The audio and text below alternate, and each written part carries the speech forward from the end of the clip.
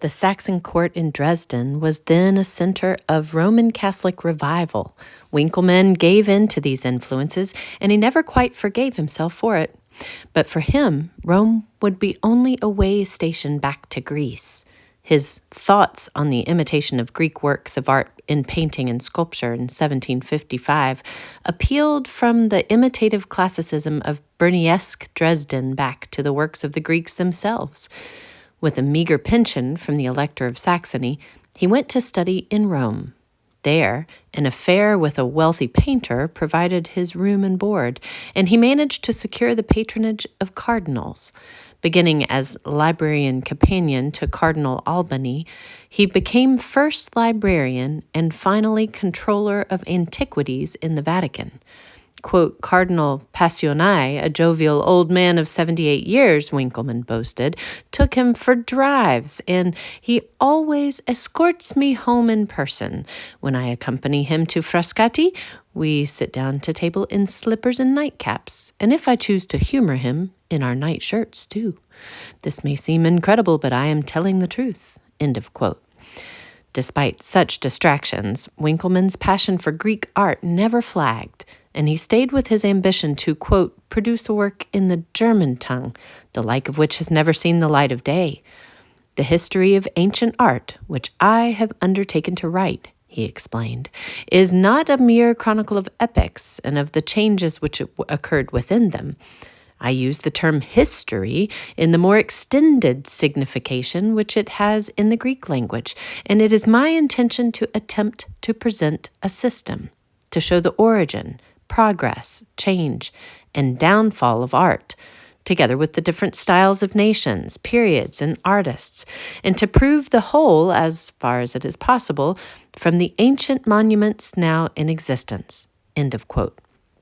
Aiming, in Herder's phrase, to trace the genesis of the beautiful in the art of antiquity, he would show that even among the less known ancients, the Egyptians, Phoenicians, Persians, and Etruscans, art had a history. But he would extol Greek art of the great period in writing so vivid, with examples so persuasive, that Greek art became classic. Ironically, the originals he appealed to, were themselves only copies, for original sculptures from the age of Phidias had not yet been discovered, but the copies he had before him were not yet so stigmatized by experts. This father of scientific archaeology, not for the first time, was basing a quote-unquote science on intuition. Quote, by no people, Winckelmann asserted, has beauty been so highly esteemed as by the Greeks, end of quote. The priests who carried the lamb in the procession of Mercury were those to whom the prize of beauty had been awarded. Quote, every beautiful person sought to become known to the whole people by this distinction, and above all to approve himself to the artists, because they awarded the prize. Beauty even gave a right to fame, and we find in Greek histories the most beautiful people distinguished. Some were famous for the beauty of one single part of their form, as Demetrius Phalereus for his beautiful eyebrows, end of quote. Quote, art went still further. It united the beauties and attributes of both sexes in the figures of hermaphrodites. The great number of hermaphrodites, differing in size and position, shows that artists sought to express in the mixed nature of the two sexes an image of higher beauty. This image was the ideal. Another quote, beauty is one of the great mysteries of nature, whose influence we all see and feel. But a general, distinct idea of its essential must be classed among the truths yet undiscovered. In imagination, he assembled all the separate beauties he had observed, quote, uniting them in one figure, a poetic beauty, end of quote. Winckelmann shared the Greek adoration of the human form which made sculpture their great art. While he sneered at the ornate statues that had surrounded him in Dresden, his eulogy of the statue of Laocoon and his two sons crushed by sea serpents became the credo of neoclassicism. Quote, "The universal dominant characteristic of Greek masterpieces, finally, is noble simplicity and serene greatness in the pose as well as in the expression. The depths of the sea are always calm, however wild and stormy the surface, and in the same way the expression in Greek figures reveals greatness and composure of soul in the throes of whatever passions. Laocoon suffers. But he suffers like Sophocles' Philoctetes, and his misery pierces us to the soul, but we should like to be able to bear anguish in the manner of this great man." End of quote. Only recently there had been excavated outside Naples the vivid remains of Pompeii and Herculaneum, cities suddenly inundated by volcanic ash and lava from Vesuvius in mid-August AD 79. They offered a providential glimpse of the life of ancient Rome. But the excavation, financed by the Bourbon king of the Two Sicilies, had become a secret operation, and to make sketches of the finds was severely prohibited. As superintendent of Roman antiquities, Winckelmann did manage to be admitted to the museum that housed the discoveries. He then wrote his open letters describing the objects unearthed and asserting the right of the whole learned world to receive all messages carried in objects from the past. With the publication of his History of Ancient Art in 1764, incorporating these finds, Winckelmann became an eminent man of letters whose fame reached across the continent.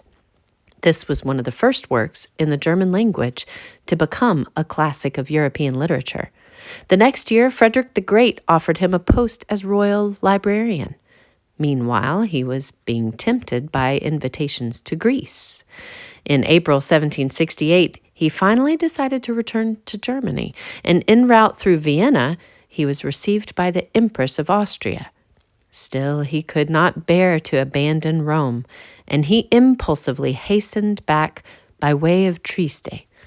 There, at the inn where he spent the night of June 1st, 1768, the room next to his was occupied by an, quote, enervated lascivious lackey, end of quote, Francesco Arcangeli, who had been condemned to death for theft in Austria, but was pardoned on condition that he leave the country. As they supped together, the boasting Winckelmann showed Arcangeli the gold medals given to him by the Empress. Late that evening, Arcangeli returned to the room where Winckelmann was correcting proofs of the second edition of his History of Ancient Art.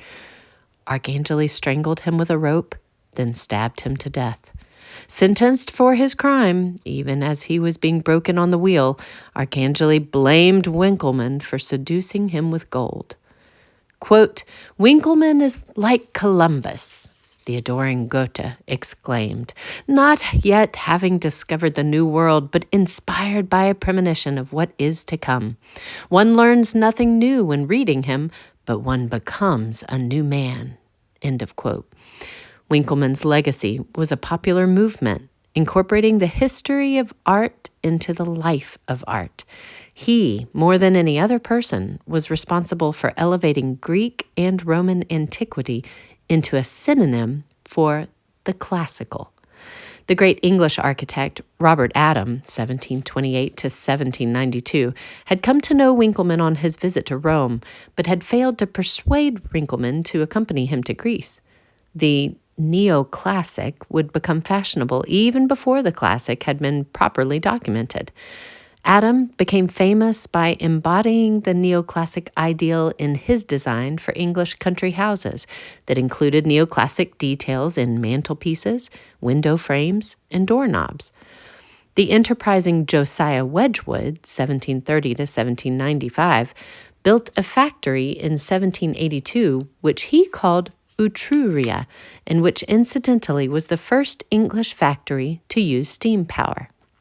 There he turned out plates and cups and vases that would put Winckelmann's ideal on countless middle-class dinner tables. Winckelmann's posthumous spell over Lessing, Herder, Goethe, Schiller, Hölderlin, Heine, Nietzsche, George, and Spengler has been called the tyranny of Greece over Germany. In opening the past, Winckelmann himself was less explorer than discoverer. He awakened Europe to the charms of ancient civilizations, which he only faintly glimpsed. He would entice others to do the exploring. Quote, "It is an entirely new and unexpected world that I am discovering for archaeology." End of quote. And that concludes chapter 72. Thank you for listening.